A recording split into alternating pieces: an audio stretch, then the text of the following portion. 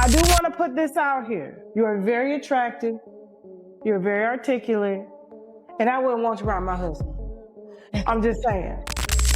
Micca has been making her rounds, doing interviews about the Anton Daniels situation. Listen to this. The first sit-down we caught was on the Talk Perspective YouTube channel with her former news station colleague, Orlando. But the most recent one, that was with Tasha K.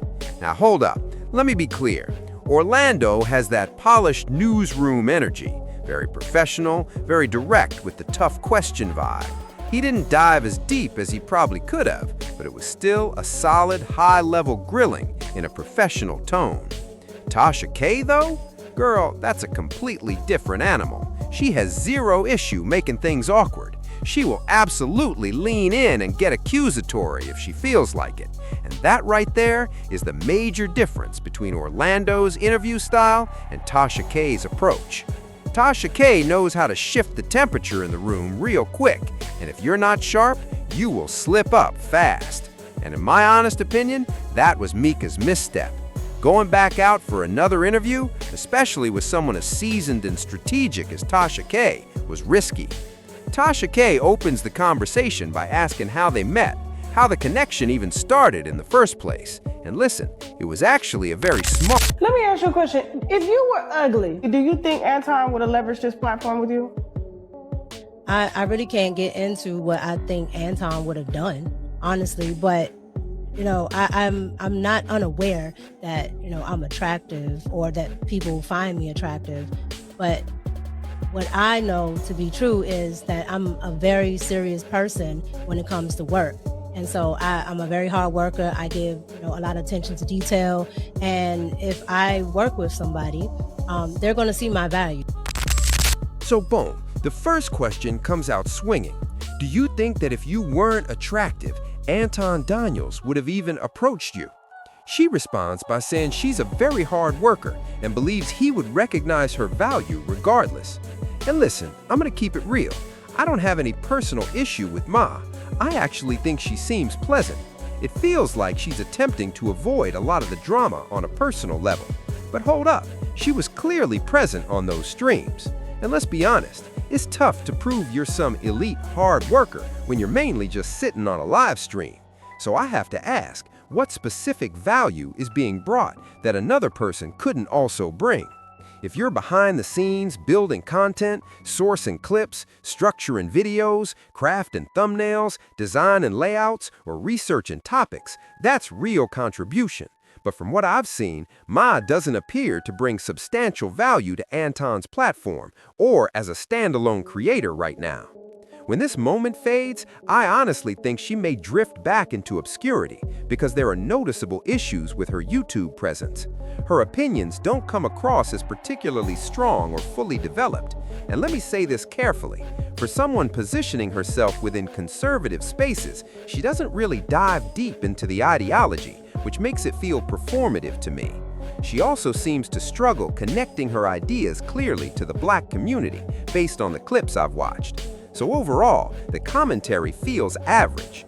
The structure and delivery of her videos don't exactly separate her from the pack either. So that brings us back to the real question. How exactly is she standing out alongside Anton? There's only one obvious explanation some people are going to land on. She's an attractive woman.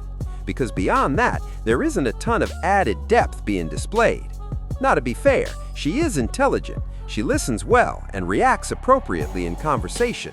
Her calm, mellow personality can work in a podcast setting.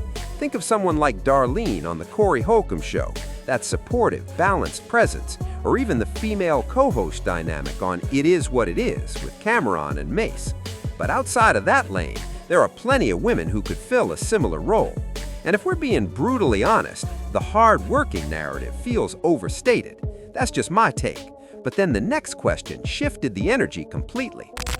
So have you ever been married before? Yes, I'm married now. How long have you been married? I've been married pretty much all my life. Your husband approves of your work relationship with Anton? Yes, my husband knows of every work relationship that I have, period. Is your husband on your IG? No, my IG is strictly for business. I don't put my personal life on my IG. Then Tasha K hits her with, "How long have you been married?" And Micca responds, "I've basically been married my whole life." Hold up, who answers like that? If you're truly married, why not just say the number? 10 years, 15 years, since 2005, something clear and direct. My whole life sounds wild, like what does that even mean? Married at 5 years old? Was your husband 30 when you were 6? So how are we supposed to process that answer? And listen, whether Tasha K caught it in the moment or not, she smartly let it slide, probably saving it for later. And that's veteran interviewer strategy. You let someone trip, then you calmly keep walking them down the road. And I believe that's exactly what she did. Because if you're confidently married, you usually state it plainly. Date, timeline, years, done. Now realistically, Micca doesn't appear older than her mid to late 30s, maybe pushing 40 at most. So saying you've been married your entire life only leaves a few options. Either you married very young, like 16 or 17, or you've been married multiple times, or you're not being fully honest about your marital status. And that's clearly the pressure point Tasha K was leaning into. Because why is a married woman consistently showing up with Anton at basketball games? Why are there cozy photos and posed moments that don't exactly scream happily married? It doesn't align for someone claiming a long-term marriage to move like that publicly, and those were the dots being connected. To me, it felt like Micca walked straight into the setup. Now, compare that to Orlando's approach. His questioning had edge, yes, but because he knew her, he didn't crank the pressure all the way up, even though he could have. Tasha K had no personal relationship with Micca, so the tempo, way faster, the tone, sharper, the credibility challenges and near accusations, immediate. And that escalation is exactly how this whole situation intensified to where it is now. It's the first time that I've seen a dynamic like this, and now you guys are doing business trips together. Your husband is nowhere near. We do not do business trips together. You said you guys met up, and he was in town for a basketball game. No, what I said, no ma'am. What I said was I went to Detroit. You said taking business trips together. Is that not a business trip? No. You said we took business trips together and we never took. Did you go to Detroit to see him for business? I went to Detroit, correct. Okay, so that is, and then you guys went to a Detroit basketball game and sat courtside. Correct. Okay, and you did other things out together on a business trip, correct? No. Then the next question shifts to the trips, where y'all actually traveling together on business.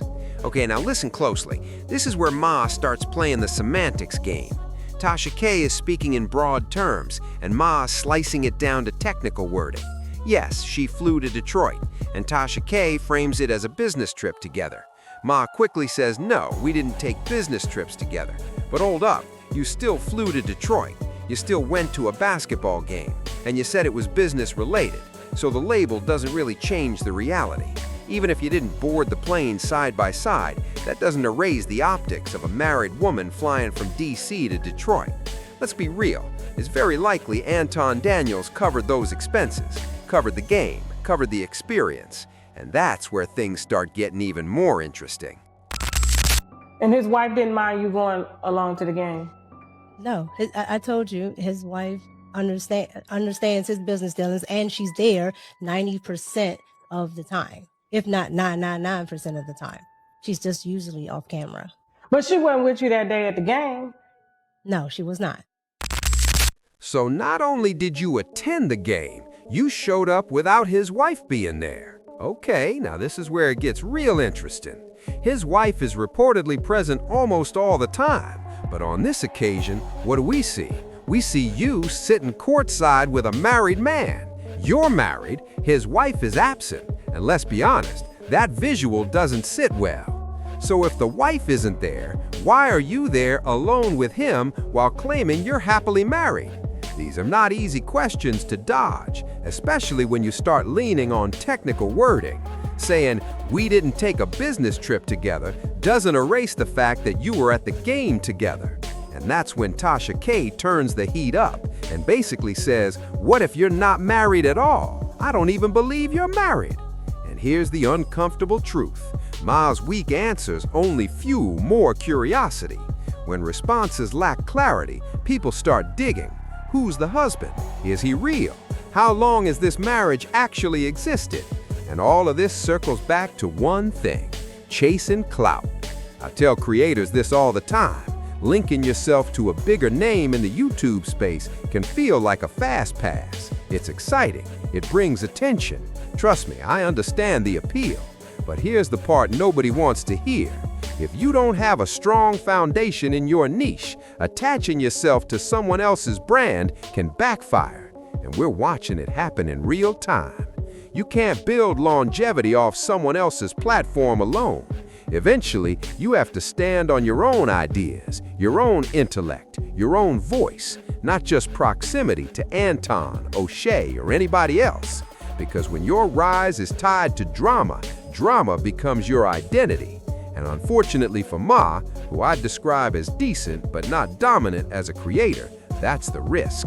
Her opinions don't hit hard. The depth isn't consistently there. The effort on this side of the business doesn't feel maxed out, so sustaining growth at a high level becomes difficult. Right now, she's trending, but when this wave dies down, what will people actually associate her with? Not her ideology, not her analysis, not her intellectual impact. The headline will be speculation about Anton Daniels, and that's the danger. These interviews, they might be amplifying the wrong narrative. Instead of being known as a conservative voice building her own lane, she risks being remembered for getting pressed by Orlando, challenged by Tasha K, criticized by Corey Holcomb, and then fading out. And that's not a good long-term play. So what do y'all think? It's your boy,